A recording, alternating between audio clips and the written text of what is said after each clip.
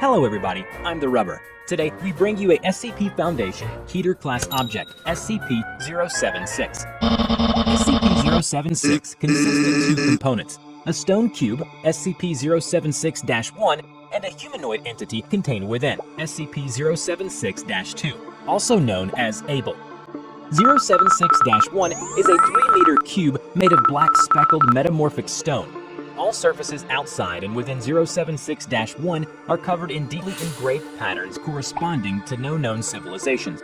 Radioisotope analysis indicates that the object is approximately 10,000 years old. A door is located on one side, sealed with a lock 0.5 meters in width, surrounded by 20 smaller locks in a circular pattern.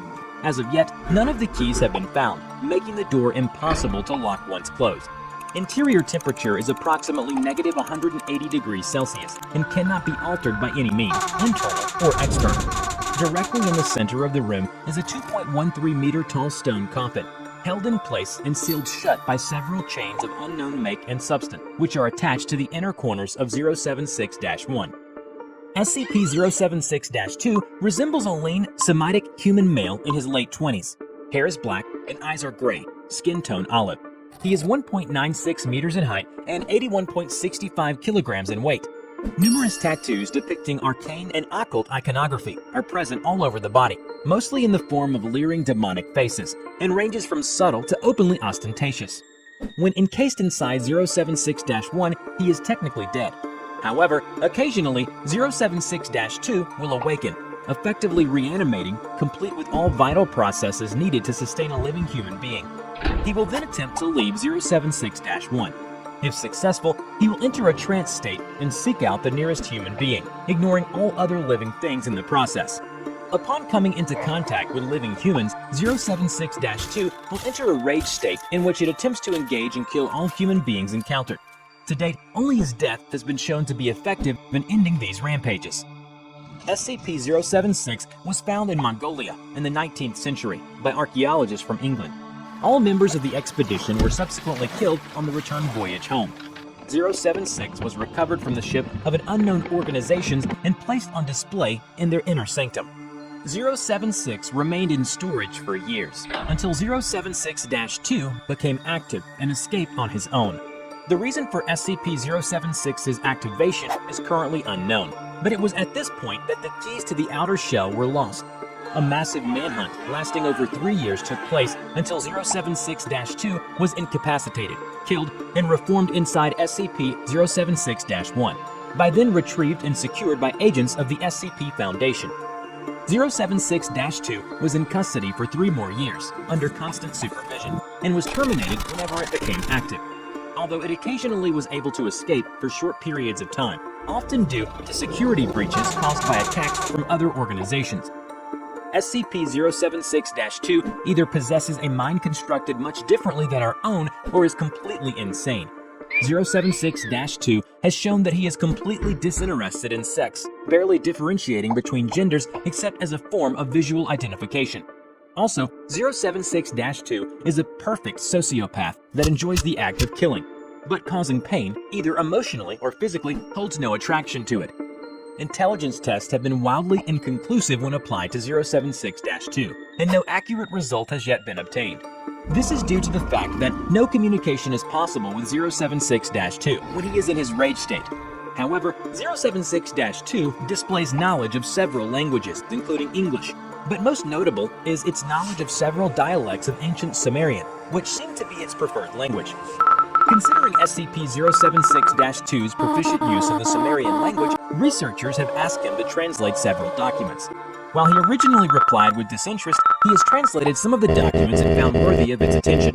Most of the documents chosen by 076-2 were regarding battles or legendary heroes, one of his favorites being the Epic of Gilgamesh. However, one researcher presented 076-2 with the symbol from SCP-073. Upon sight of this, 076-2 became highly enraged, killing several of the researchers before its kill switch could be activated.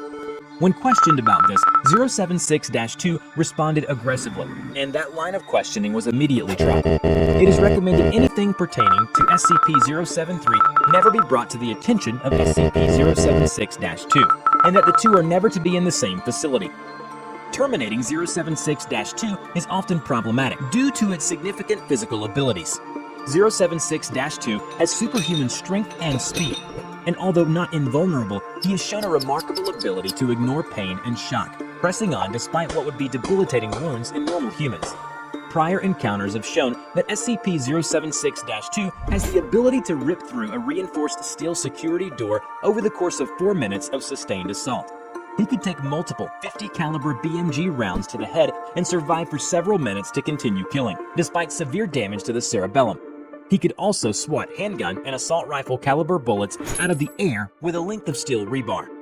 Foundation's personnel have also seen him clear over 64 meters of distance in under 3 seconds, and survived for over 1 hour deprived of oxygen before finally asphyxiating. SCP-076-2's most unusual ability, however, is his ability to apparently materialize bladed weapons out of nowhere. Slow-motion video footage reveals that the blades in question are actually pulled from a miniature dimensional rift described as a small hole in space. Where this portal led is unknown, as is how 076-2 can generate said rifts. Footage of the blades in question shows them to be made out of a completely non-reflective black material appearing as a black void in space. As the blades rapidly vanish after leaving the subject's possession, no structural analysis is possible at this time. However, having superhuman ability doesn't make him indestructible. 076-2 has effectively been killed several times in various manners, such as sustained fire from multiple heavy caliber machine guns, asphyxiation, crushed beneath a 13.6 metric ton piece of elevator equipment, and cremation through the use of a thermate TH3 grenade placed directly inside SCP-076-2's open chest cavity. Upon death, 076-2's remains will putrefy rapidly until reduced to dust. 076-1 and the coffin within will then slam shut with great force, and the lock will rotate, sealing it shut. 076-2 will then reform within the coffin. This process takes anywhere from 6 hours to 25 years. 076-2 has nothing but contempt for human beings, with one exception. He seems to hold a wary respect for those it acknowledges as its superior.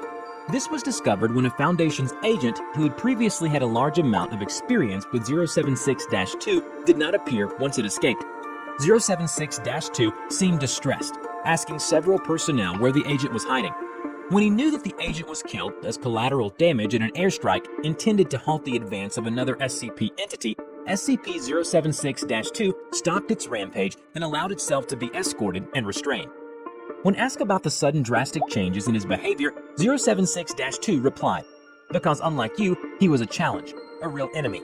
He managed to shoot me in the head over several times. A man like that deserves to die in combat, not in some destruction ordered by cowardly kings and princes safe in their palaces. The rest of you, you disgust me. I don't even have the urge to strike you down.